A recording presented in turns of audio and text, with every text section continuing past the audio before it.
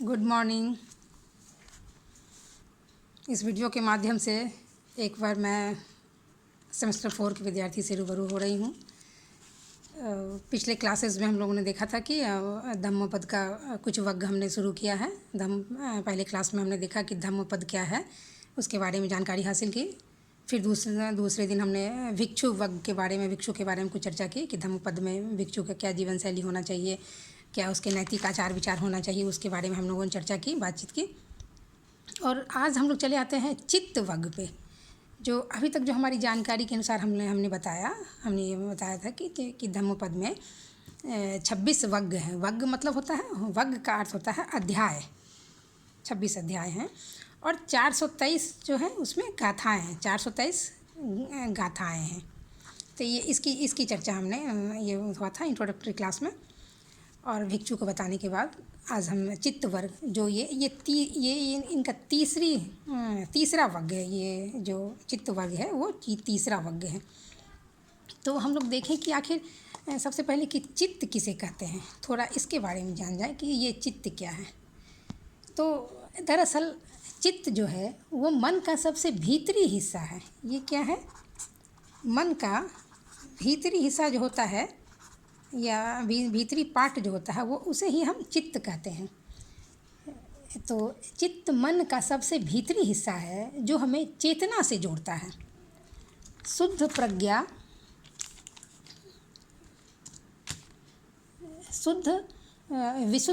शुद्ध प्रज्ञा इस आयाम की प्रकृति होती है। चित्त का मतलब है विशुद्ध प्रज्ञा या चेतना जो स्मृतियों से पूरी तरह बेदाग हो। अगर हमारा मन सचेतन हो गया, अगर हमने चित्त पर एक खास नियंत्रण पा लिया तो हमारी पहुंच क्या होती है? अपनी चेतना तक पहुंच जाती है। हम लोग जिसे चेतना कहते हैं वो वह आयाम है जो ना तो भौतिक है और ना ही विद्युतीय है। भौतिक आयाम से अभौतिक आयाम की ओर एक बहुत परिवर्तन है।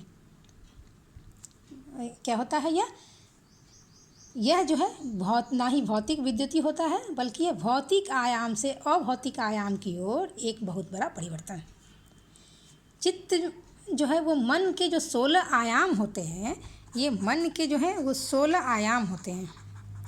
मन के जो ये 16 आयाम है, उसी 16 आयामों में से चित्त क्या है? वो एक आयाम है। चित्त वो एक आयाम होता है। यह हमारे भीतर मौजूद प्रज्ञा का एक आयाम है जो एक तरीके से वो हमारे निर्माण का एक आधार होता है।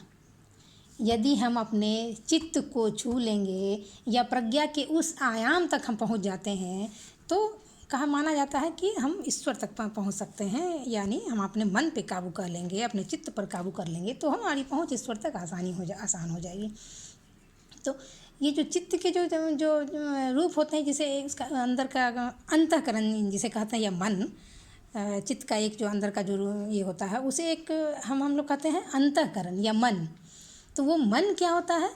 और संकल्प विकल्प आदि जिससे हम मन के द्वारा ही जो होता है, संकल्प और विकल्प आदि जो होता है वो इसी मन के द्वारा हम सब करते हैं।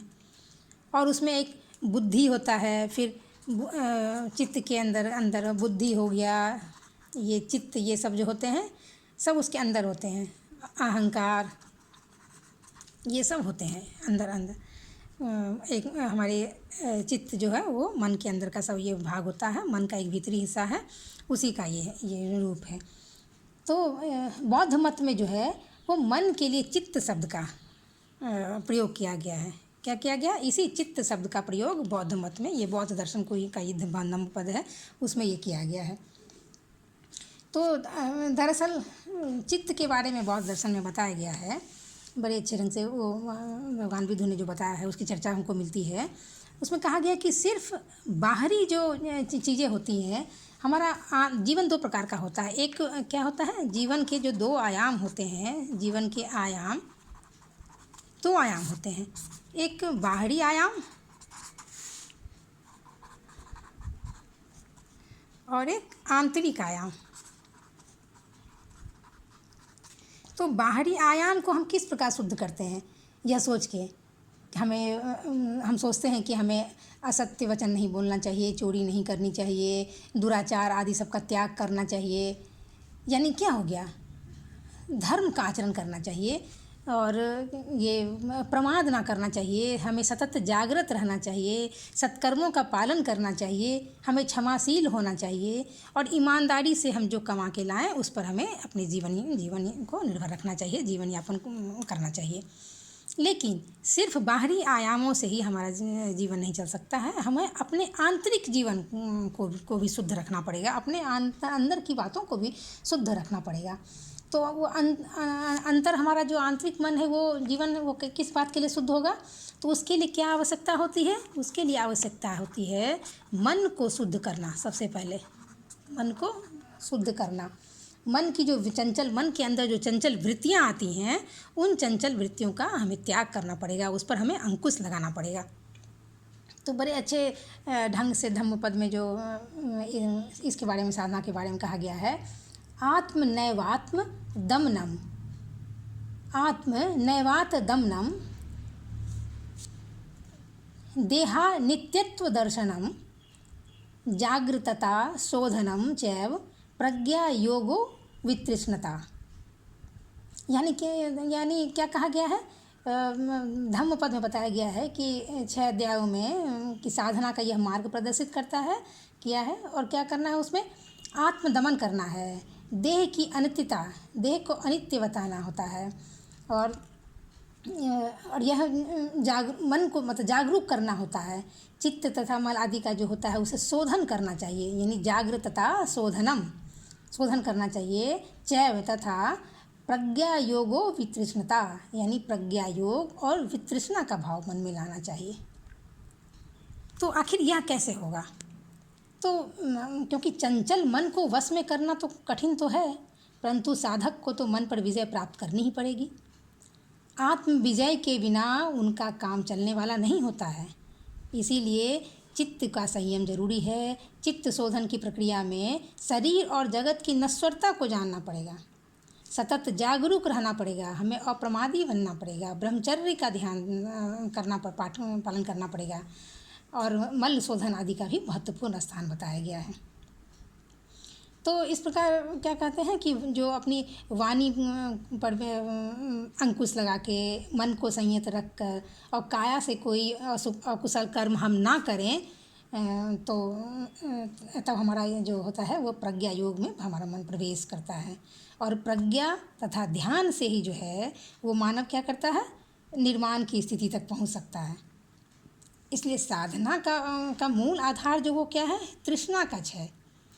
तृष्णा का क्षय क्या होता है, जो भी तृष्णा जो हमें बंधन, जो हम तृष्णा क्या है, हमारे बंधन का कारण होती है, जिसके द्वारा क्या होता है, हम विषयों से आसक्त होते हैं। तो उन तृष्णा का परित्याग बहुत ज़रूरी होता है, इसलिए तृष्णा त्यागी को ही महाप्राज्ञ माना गया है। और इस तृष्णा से मुक्त हुए बिना बौद्ध दर्शन में बताया गया है कि निर्वाण के मार्ग पर बिल्कुल रूप से आगे बढ़ा ही नहीं जा सकता है।